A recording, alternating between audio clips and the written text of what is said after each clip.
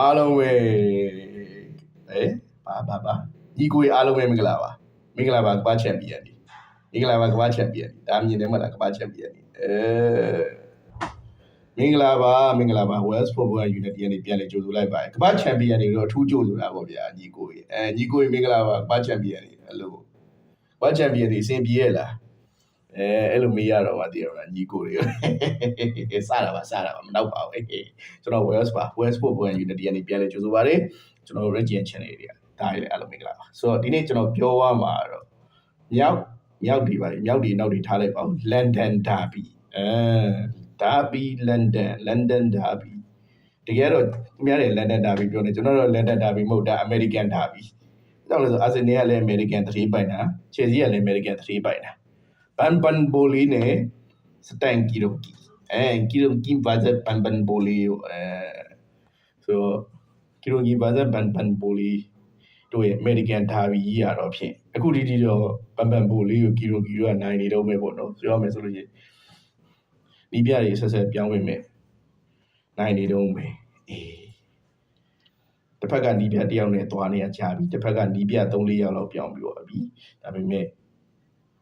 တယောက်ထဲသွားနေနီးပြအခုဒီမနိုင်သေးဘူးလို့ပဲပြောရမှာဆိုတော့ဒီပွဲရတော့ result ကတော့အားလုံးသိပြီးသား Arsenal 2 Chelsea 1ကြားထဲမှာ controversial ဖြစ်ရတယ်လည်းအများကြီးဖြစ်တယ်ပြောရမယ်ဆိုလို့ရှိရင်ဒိုင်နိုကြီးရဲ့ဒီပွဲပေါ်ထိန်းချောင်းမှုနဲ့ပတ်သက်ပြီးတော့ပြောချင်စရာတွေအများကြီးရှိတယ်ပြောလို့ရတယ်ဒါကတော့ဖြစ်တာရှိရဲ့ပရီမီယာလေးဖြစ်စဉ်တစ်ခုလို့ပဲကျွန်တော်သတ်မှတ်လို့ရတယ်ကျွန်တော်တို့ဆိုရင်ကျွန်တော်တို့ blame မယ်ကျွန်တော်တို့ရရင်ကျွန်တော်တို့ပြောတယ်ဒါပေါ့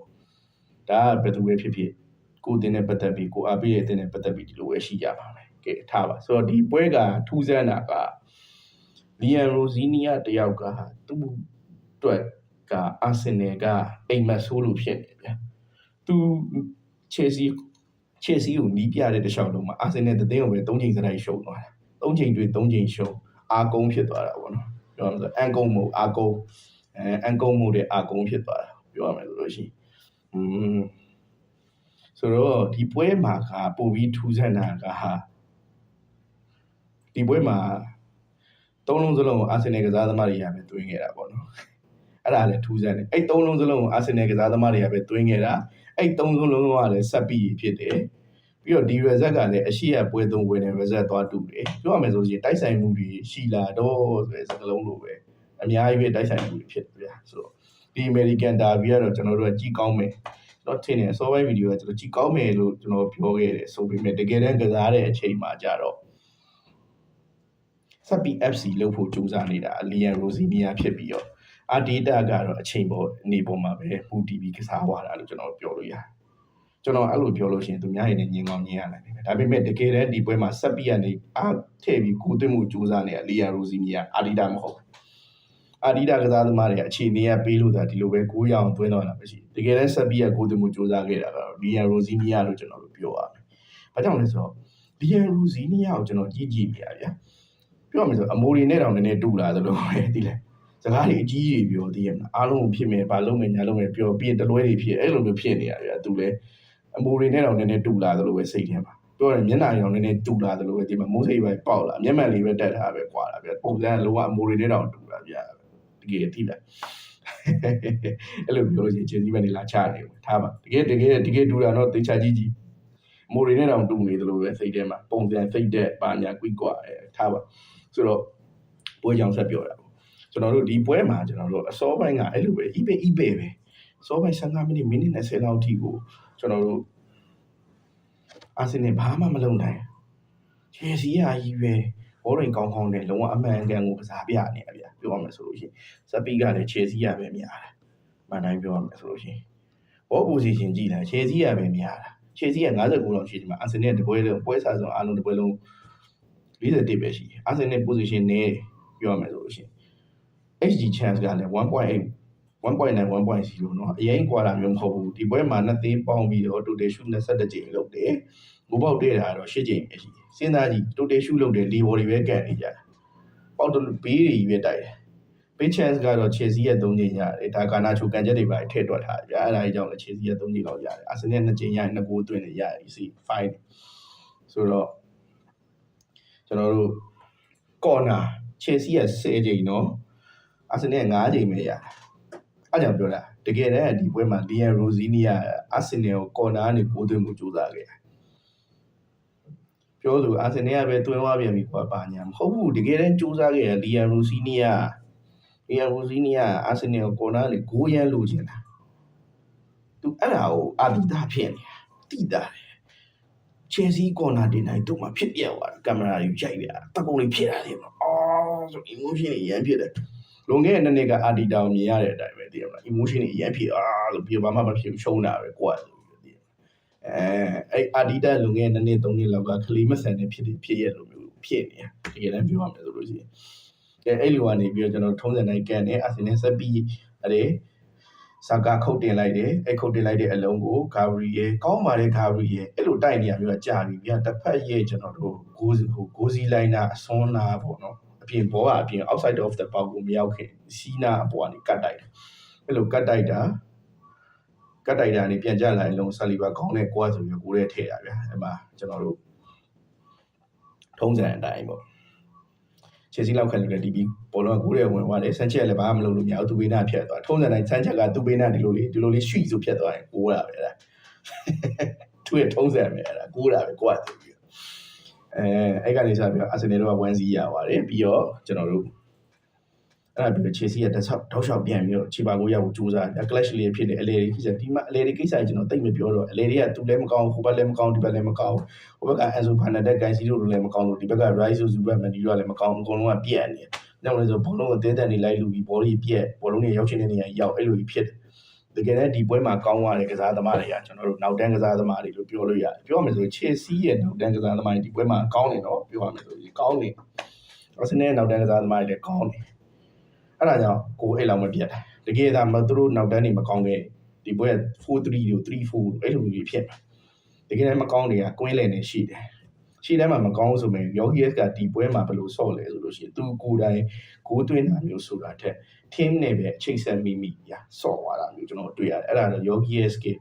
ပြောင်းလဲလာတဲ့ပုံစံများသူကိုယ်တိုင်ဒီ team နဲ့မှာပဲစီမျောပြီးကစားတယ်သူတကုံလေးကောင်းဖို့ကိုရဖို့ထက်စားလို့ရှိရင် team နဲ့မှာစီမျောပြီးကစားပြောရမယ်ဆိုလို့ရှိရင်တော့Harry Kane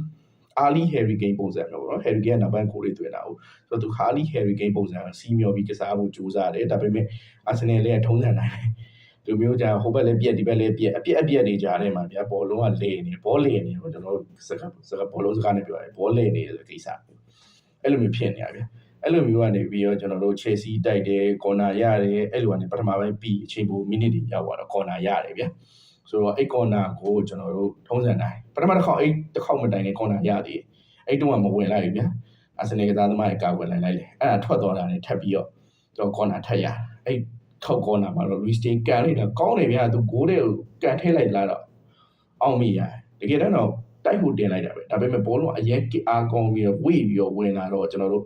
အဲ့ဘောလုံးအင်္ဂပြေးကခေါင်းနဲ့တိုက်လိုက်ပြီမဲ့အရင်ကြီးဗျာအရင်ထိပလိုက်ဗျာပုံမှန်ဆိုလို့ရှိရင်အင်္ဂပြေးကောင်းတိုက်ရင်အပေါ်ထောင်တက်သွားမှာပဲဒါပေမဲ့ဘောကအရှိန်ပြေးတော့အင်္ဂပြေးကောင်း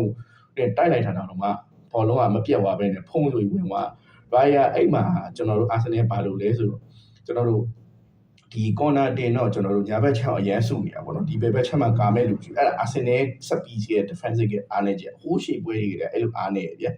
အားကြောင့်လည်းကိုပေးရဆိုတော့အဲ့နေရာပဲဝင်သွားတယ် Ryan Bader ဖြတ်ပြီးဝင်သွားတယ်အဲ့ဒါနဲ့1-1ဖြစ်သွားတယ်1-1ဖြစ်ပြီးပထမပိုင်းပြီးသွားတယ်very fine ပေါ့1-1ဆိုတော့ okay အဲ့က Luis-Jane ရအိုင်းနေဆိုပြီးလို့ဆိုပြီးသူကငါတို့က World Black Channel ငါတို့ကကမ္ဘာချန်ပီယံပါလေကမ္ဘာချန်ပီယံနေဆိုပြီးတော့ပြီးအောင်ဝင်ခံပြတာတည်ရမလားစပီစားတယ်တွဲလာအောင်တည်ရမလားအဲ့တိုင်းကသူကလည်းပြောထားတယ်ပါတယ်စပီအတင်းဘယ်တော့မှချန်ပီယံဖြစ်ဘူးငါတို့ကပိုဒီယန်နဲ့ပါညာဆိုပြီးအဲ့လိုမျိုးပြောတာပေါ့နော်โอเคဆိုတော့အဲ့ဒါတော့တပိုင်းပေါ့ဆိုအဲ့ဒါပထမပိုင်းပြီးတယ်ကျွန်တော်ပထမတိုင်းပြီးတော့ဒုတိယပိုင်းပြန်စားဒုတိယပိုင်းပြန်စားသွားတဲ့အချိန်မှာကျွန်တော်တို့ Chelsea က Liam Rosini ကနည်းနည်းပုံစံပြောင်းလိုက်တယ်ဗျာဘယ်လိုပုံစံပြောင်းလိုက်လဲဆိုတော့ကဲ formation နည်းနည်းလေးကြီးလေးလှုပ်လိုက်ပြီးတော့ပို့ပြီးတော့တောင်ပန်လေးကိုအလေတွေရောချိတ်ဆက်မိပြီးနဲ့ထိုးဖောက်ဖို့ကြိုးစားတာဗျာပြောရမယ်ဆိုကွင်းလည်ပြန်ပြီးစိုးမိုးဖို့ကြိုးစားတာဗျာကွင်းလည်ပြန်ပြီးစိုးမိုးဖို့ကြိုးစားတာတကယ်ကတော့ကွင်းလည်ပြန်ပြီးစိုးမိုးဖို့ကြိုးစားတာအလုပ်ဖြစ်တယ်လို့ပြောရမယ်ငကိုတွေကပြက်နေတဲ့ကွင်းလည်တစ်ခုမှာ Chelsea ကပို့ပြီးတော့အသာစီးနဲ့စိုးမိုးလာနိုင်တယ်စိုးမိုးလာရင်းနဲ့ကနေပြီးတော့အခွင့်အရေးရတယ် ဆိုတော့အဲ့အခွင့်အရေးရနေရင်ကနေပြီးတော့ဘာဖြစ်လဲဆိုတော့ထုံးစံနဲ့အာဆင်နယ်ကအခြေအနေမကောင်းတော့လူစားလဲလိုက်တယ်ဗျာလူစားလဲလိုက်တော့ကျွန်တော်တို့ဘယ်သူတွေကိုထည့်လဲဆိုတော့ကျွန်တော်တို့ဒုတိယပိုင်းအစားမှာကျွန်တော်တို့ Trossard ကိုထုတ်လိုက်တယ် Trossard ကဖောင်ကျနေတာအမှန်တိုင်းပြောလို့ရှိရင်ရွှေ့လေးပွဲလောက်ခဲ့တော့ဖောင်ကျနေဗျာအရင်ကောင်းနေပွဲပန်းနေတာကြောင့်လည်းပါမယ်ဆိုတော့ first line ရဲ့ကစားနေရတယ်ပွဲပန်းနေရတာအကြောင်းရလည်းပါတယ်ဆိုတော့သူ့ကိုလဲပြီး Gabriel Martin ကိုထည့်လိုက်အဲ့လိုထည့်လိုက်ပြီးတော့အာဆင်နယ်ကဘာကစားလဲဆိုတော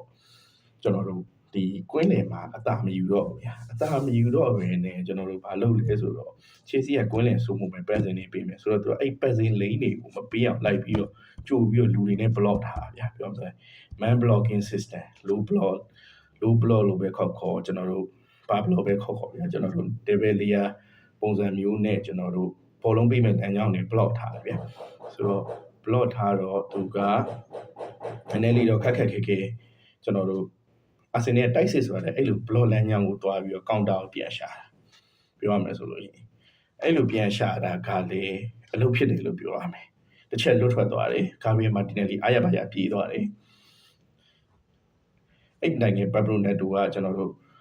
့ပြစ်တယ်မိုးတွေဖြစ်လို့ဗျာသွားပြီးဇောကတက်လို့တိုင်းတို့ရက်တဝါပြထားဗျာအဲ့ဒါကိုသူမိသွားတာလားပါလားတော့မသိဘောလုံးကန်တော့ပြောရမယ်ဆိုရင်ကျွန်တော်တို့ခံသိရဗျာဘောလုံးကန်နေတဲ့လူတယောက်ကခံစားချက်တွေ emotion တွေပါလာပြီဆိုလို့ရှိရင်အချို့အရာတွေအာယုံမရှိတော့အာယုံဆူဆိုင်မှုတွေမရှိတော့ဆိုတော့တခါလေသူကိုယ်သူပါရတာမဲ့သူသိတော့သိပဲနဲ့ကျွန်တော်တို့ဘာပြေမာဒီနေထုံးစံတိုင်းသူကတော့မင်းသားကိုပြေးတာပေါ့ဗျာ flash လိုမျိုးဝူးဆိုပြေးတာကိုသူနောက်ကနေလိုက်ပြီးတော့ဖြတ်ဖို့ကြိုးစားတယ်မှာသူကပုံမှန်ဖြတ်ရင်ပြဿနာမရှိဘူးသူကမဟုတ်ဘူးစုံပစ်ပြီးဝင်လိုက်သူဖြစ်သွားတယ်ခြေတော့ဝင်လိုက်လို့ဖြစ်သွားမာတင်နယ်လီကလဲသွားတယ်ဒါပေမဲ့မာတင်နယ်လီကဆက်ထားပြီးပြေးတယ်ပြောရမယ်ဆိုလို့ဒါပေမဲ့ဒိုင်နူကြီးကပြီးလို့ရမဟုတ်ပြီးတော့နဲ့တူအနီးကပ်ပြလိုက်တယ်ပြောရမယ်ဆိုတော့ဒီပွဲမှာခိုင်းတဲ့ဒိုင်နူကြီးကလည်းပွဲတွေဆိုလို့ရှိရင် advantages တွေမပေးဘူးဗျာခါလေးပွဲကိုတန်းရဲ့အဝါကက်ပြခါလေးပွဲကိုတန်းရဲ့ found ပေးအဲ့လိုမျိုးကြီးပဲတောက်လျှောက်ဖြစ်ပြောရမယ်ဆိုလို့ရှိရင်သူ့အနေနဲ့ဒီပွဲရဲ့ကစားသမားတွေရဲ့အသင်းဟိုဟာတွေရဲ့ပြိသက်တွေကြိုင်တက်နေတန်ဖို့နေဟိုသူ့မှာဒီပွဲကိုအမားမဖြစ်အောင်ကန်ရမယ်ဆိုရယ်စိတ်မျိုးရှိရဗျာအဲ့လိုမျိုးစိတ်မျိုးကြောင့်ကျွန်တော်တို့အရင်အချို့ဆုံးဖြတ်ချက်တွေနည်းနည်းမားနေလို့ကျွန်တော်ယူဆလို့ရတယ်ပေါ့နော်အဲ့ဒီဘက်ဘလိုနဲ့တူထွက်သွားတယ်ဘက်ဘလိုနဲ့တူထွက်သွားတဲ့အချိန်မှာကျွန်တော်တို့ဒီယာရိုဇီနီယာကလူစားလဲလိုက်ရတယ်ပေါ့လူစားလဲလိုက်ရနေထားမျိုးဖြစ်သွားတယ်ပေါ့နော်ဟာတိုထုတ်ကတ်စတိုထဲစန်တိုထုတ်လာဗီယာထဲပြောမှဆိုအလေးပြန်ပြင်တာပေါ့နော်ဒါပေမဲ့ကျွန်တော်ပြောဖို့တခုကြံသွားတာဆိုတော့အဲ့မတိုင်ခင်မှာကျွန်တော်တို့အာဆင်နယ်ကအဲ့လိုမျိုးကောင်တာကစားနေရနေပြီးထုံးစံတိုင်းဆက်ပီးစီရတယ်အဲ့ဆက်ပီးကနေပြီးတော့ကျွန်တော်တို့ rice တင်ပေးလိုက်တာကိုဂျူလီယန်တင်မှာအဆုံးသက်တယ်အဲ့ဒါကြီးကိုလေစမ်းချက်တယောက်ဘာလို့မှမသိဘူးသိတယ်မလားလူတွေတွန်းပါတယ်သူ့ကိုတွန်းပါတယ်ဆိုဖောင်းပြတယ်တကယ်တမ်းမဟုတ်ဘူးအိမ်သားမှာရက်နေဆာလီဘာနဲ့ဟိုဟာနဲ့တူစင်တွေကအိမ်သားကြချနေကြတာသူ့ကိုသူမှမတွန်းသူ့ဘာသူဘောလုံးမမြင်တယောက်တည်းသူ့ဘာသူများတွေဝင်တိုက်ပြီးလဲနေတာသူ့ကိုတွန်းပါတယ်ဆိုပြီးတော့သွားပြောနေတာဗျာဒီလေဗီယာကြီးလည်းသူ့မတွန်းသူ့နားမှာလည်းအာဆင်နယ်ကစားသမားတွေမရှိဘူးအာဆင်နယ်ကစားသမားတွေကအကုန်လုံးကချေစီရဲ့ကျန်တဲ့ကစားသမားတွေစီမှာပဲရှိရဗျာဆိုတော့တင်ပါအားပါကောင်တက်ပြီးကိုသွင်းသွားဆိုတော့အဲ့နောက်ပိုင်းကျွန်တော်တို့ netto ထုတ်ကန်တယ် netto ထုတ်ပြီးလူစားတွေလဲပြီးတော့ကျွန်တော်တို့ဆက်ကန်တယ်ပေါ့နော်အာဆင်နယ်အဲ့နောက်ပိုင်းမှာကျွန်တော်တို့86မိနစ်မှာ rice ကိုလဲလိုက်တယ်ဒဏ်ရာရရလို့တော့ကျွန်တော်ပြောတယ်ဒါပေမဲ့အရင်ပြင်းတယ်လို့ကျွန်တော်မထင်ဘူး rice ကိုလဲလိုက်တယ်ထူးထူးဆန်းဆန်းအာတီတာအနေနဲ့ rice ကိုလဲတယ်ဆိုတာအရင်ရှားတယ်ဗျဒါပေမဲ့ဒီပွဲမှာပထမဆုံးသူစလဲလိုက်တယ်ပြီးတော့ကျွန်တော်တို့ Georgias ကိုထုတ်ပြီး harvest ကိုထည့်တယ်ပြောရမယ်ဆိုရင် harvest ကိုပထမဆုံးတိုက်စစ်နေအပြန်တင်ပြီးကစားတယ်ပွဲပေါ့ဒီပွဲမှာဆိုတော့ပြောရမယ်ဆိုလို့ရှိရင်အာဆင်နယ်ကဒီမှာ9ရဖို့ထက်ကိုဘောလုံးရဲ့ balance ကိုထိန်းဖို့ကြိုးစားတာပွဲရဲ့တန်ဖိုးပွဲရဲ့ balance ကိုထိန်းဖို့ကြိုးစားတာပြောရမယ်ဆိုလို့ရှိရင်ပထမပိုင်းလုံးကလေနေတဲ့ဘောလင်နေတဲ့ situation မျိုးပြန်ဖန်တီးရဗျာအဲ့မှာကိုကသွင်းရအခက်ဆိုတော့ဘာကြောင့်လဲဆိုတော့တစ်ဖက်က fresh ကစားသမားဖြစ်တဲ့ Gusto တို့ကျွန်တော် Lavia တို့ဝင်လာဗျာသူတို့ကကျင်းနေတယ်အဲ့ကစားသမား push မှာပဲဆိုတော့အဲ့ push တာတွေမထွက်သွားအောင်ထုံးတဲ့တိုင်းဟို line တွေကိုပိတ်မယ်ပြီးရင်အလဲမှာ chaos တွေဖန်တီးပြီးကျွန်တော်တို့ဘောလင်နေအောင်ဖန်တီးရတယ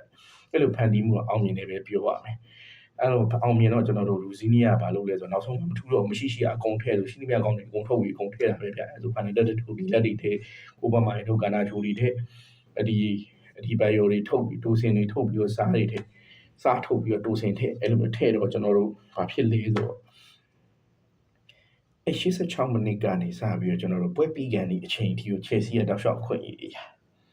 ရရတယ်ပထမအချိန်ခွင့်ရကိုခါနာချိုထုံးစံတိုင်းကျွန်တော်တို့ရဲ့ဒီ ဒီရိုင်ယာနှစ်ကိုးပေးရတဲ့ကစားသမားခြေစည်းကစားသမားကာနာချူပဲဗျာဆိုတော့ကာနာချူရဲ့ကျွန်တော်တို့ညာဘက်ထောင်လှမ်းကန်နေပြီလို့အဲ့လုံးကိုရိုင်ယာတယောက်ဗျာကျန်းတာဒီလိုကြီးလက်ထက်ကနေကျွန်တော်တို့ဗာလေဘယ်လိုပြောရမလဲအကိစ္စကျွန်တော်ပါဝါရေးရှိဗျာငငယ်တော့ကာတွန်းကကြည့်ပေးတယ်လက်ထက်ပါဝါရေးထွက်လို့လို့ခါလို့ပုတ်လိုက်အဲ့လိုခါဆိုရပုတ်လိုက်တယ်သူ့ရဲ့အားကုန်တုံးပုတ်လိုက်တော့ကျွန်တော်တို့ဘောလုံးကသူနဲ့ TV ထွက်သွားတယ်ဆိုတော့အဲ့ကနေစပြီးဘောလုံးကသူနဲ့ TV ထွက်သွားတော့ fine သွားတယ်ဗျာအဲ့ချိန်ကပွဲလိုက်တယ်ပြီးတော့နောက်တစ်ချိန်မှာလည်းအဲ့လိုပဲချယ်ဆီကထိုးဖောက်လာတယ်ကျွန်တော်တို့တုံးစင်တိုက်လိုက်တယ်ဒီလိုတိုက်လိုက်တာကွာတိုက်လိုက်တဲ့ဘောလုံးကကျွန်တော်ဂျာအိုဘတ်ထရိုစီရောက်တယ်ဂျာအိုဘတ်ထရိုဘိုက်စကယ်ကစ်နဲ့ကစ်အဲ့ဒါကိုလည်းရိုင်ယာယာလို့ဒီလိုကြီးပါမထုတ်လို့ဖုံးလို့ပြောပုတ်လိုက်ပြီပုတ်ပြီးရဲ့အပြင်ကိုဘောလုံးကလွယ်လေပြီးတော့အနောက်ကဂိုးတဲ့ဝင်တော့ပါဗျာအဲ့ဒါကိုအနောက်ကိုအဲ့လိုပုတ်ထားတာတော့ဒါအရှိန်အောက်ကနေ ground ကနေပြောရမယ်ဆိုလို့ရှိရင်ဒါချင်းစောရလူတွေသိတယ်အောက်ကနေပြီးအောက်ပိုင်းတစ်ခုလုံးအာယူပြီးပုတ်ထားတဲ့အောင်ရအောင်နောက်ကိုပြန်ပြေးပြီးဘောလုံးအပြင်ပြန်ထောင်းပုတ်လိုက်အဲ့လိုမျိုးပုတ်လိုက်ပြီးတော့ဒီလက်ခြေတွေရောက်သွားပြီးကိုရဲကန်ထိုင်လိုက်တယ်ဗျာဒါပေမဲ့အဲ့နေရာမှာကျွန်တော်တို့ချီကျူးရမှာဂါဘရီယယ်နဲ့ရိုင်ယာနဲ့ပေါ့နော်တစ်ကရိုင်ယာဒုတိယဂါဘရီယယ်ပြောမယ်ဆိုလို့ရှိရင်အဲ့ဟာကိုအဲ့လုံးကပုံမှန်ဆိုရင်ကျွန်တော်တို့ပေးရပါဒါပေမဲ့တူစင်တိုက်တော်မဲ့အချိန်မှာဂါဘရီယယ်ကဂျာဟိုဘတ်ရိုမြင်တယ်ဗျာပြောမယ်ဆိုသူအိုင်ဆက်ဂျာဟိုဘတ်ရိုမြင်တယ်တော့ဂျာဟိုဘတ်ရိုကျုံအောင်ကျန်တဲ့သူ့ရဲ့အသင်းပေါ်တွေအရှိကိုရောက်နေသူရောက်တဲ့အနောက်ကိုရောက်နေတာဗျာပြောမယ်ဆိုရင်ဂျာဟိုဘတ်ရိုယူထားတဲ့ position ကမကျုံဒါပေမဲ့တိုးစင်ဘောလုံးကအဲ့လိုတိုက်လိုက်အဲ့လိုထွက်လာမှအောင်သူတိတဲ့အတွက်ကြောင့်မလို့ချက်ချင်းပဲလူကြုံအောင်အရှိကိုပြေးဝင်လိုက်တာဗျအန်ကိုက်ပဲတိုးစင်အတိုက်သူကလည်းပြေးဝင်လုံးဝအာဆင်နယ်defensive ၄ယောက်ကအရှိကိုရောက်သွားပြီးတော့ကြောက်ဘယ်လိုတစ်ကောင်လေးလွတ်လွတ်ကြီးကြော်တာဗျအဲ့တော့စီချက်တိုင်းကြီးကလည်းစီချက်တိုင်းမှာမြင်ရတဲ့အနေအထားမျိုးကြီးရောက်အောင်သူပြေးသွားတာအချိန်ကွက်တီကြပြောရမယ်ဆိုရှင်ခက်တယ်အဲ့လိုပြေးဖို့ကအဲ့ဒါဂါဘရီရဲ့အများနဲ့လုံတယ်ဟိုတစ်ခေါက်တော့ကလည်းမန်ယူနဲ့ပွဲမှာလည်းအဲ့လိုလုပ်ဘူးသေးတယ်ဒီလိုကြီးမန်ယူနဲ့ပွဲလားစပါးနဲ့ပွဲမန်ယူနဲ့ပွဲဟုတ်တယ်အဲ့လုံးကကာနာချိုးပဲတင်အဲ့ကာနာချိုးလားဆန်ချိုးလားကျွန်တော်မမှတ်မိတော့အဲ့မှာတော့ကလည်းအဲ့လိုပဲသူအဲ့လိုရက်လိုက်လို့ယူကြုံသွားတာဗျအဲ့လုံးကာနာချိုးပဲတင်တယ်ကျွန်တော်စိတ်တယ်အဲ့လိုမျိုးလုတ်တက်တဲ့အကျင့်ကဂါဘရီယယ်မှာအများတန်းရှိရဗျပြောရမယ်ဆိုလို့ရှိရင်အဲ့လိုလူကြုံသွားပြီးတော့ဂျောက်ဘတ်ထရိုလုံးကကိုဖြစ်မရလိုက်ဘူးကောင်းတော့ကောင်းပါတယ်ဒါပေမဲ့ကိုဖြစ်တော့မရနိုင်အဲ့တိုင်နေပဲအဲ့လိုနဲ့ကျွန်တော်တို့အဆုံးသတ်မှာအာဆင်နယ်2ချယ်ဆီက1ဆိုရလာတယ်ပြီးသွားတယ်ဆိုတော့ဒီလန်ဒန်ဒါဘီ AKA American Derby မှာကျွန်တော်တို့အာဆင်နယ်အတင်းရပဲထပ်မံရရှိခဲ့တယ်ပေါ့နော်အနိုင်ရရှိခဲ့တယ်အနိုင်ကမ္ဘာချန်ပီယံဒီကို2-1နဲ့ထပ်မံအနိုင်ရရှိခဲ့ဆိုတော့ကမ္ဘာချန်ပီယံတွေကတော့အာဆင်နယ်နဲ့အတွေ့မှာ2ထောက်အရှုံးပေးရတာပေါ့နော်သူကကမ္ဘာချန်ပီယံမကလို့စัจ java လာချန်ပီယံပဲဖြစ်ဖြစ်ကျွန်တော်တို့အာဆင်နယ်နဲ့အတွေ့မှာတော့2ထောက်အရှုံးပေးရတာပေါ့နော်ပြောရမယ်ဆိုရင်ကမ္ဘာချန်ပီယံဖြစ်တဲ့အာဆင်နယ်နဲ့မတွေ့လို့တော့ပြောလို့ရတယ်အာဆင်နယ်နဲ့တွေ့ကမ္ဘာချန်ပီယံဖြစ်ချင်မှာဖြစ်မှာကဲထားပါဆိုတော့ကျွန်တော်တို့ဒီလိုမျိုးဒီနယ်ပဲရှုပ်ထွေးမှုတွေကနေပြီးတော့ကျွန်တော်တို့အာဆင်နယ်ကတော့အနိုင်ရသွားခဲ့တယ်ဒါပေမဲ့လည်းကိုလိုပါရှယ်အများကြီးဖြစ်တယ် rice လက်ထီဝါတာတွေရောကျွန်တော်တို့ဂျာအိုဘတ်တိုရိုရိုင်ယာထိုးထုတ်လိုက်တာတွေရောကျွန်တော်တို့အဲ့လိုမျိုးပြောကြည့်ဆိုဂျော်ဂီယက်စ်လည်းကျွန်တော် penalty area မှာဒီခံရတာပဲမပေးတာတွေရောစုံနေရပဲပြောမှဆိုဒိုင်နိုကြီးကအဲ့ဒါတွေကိ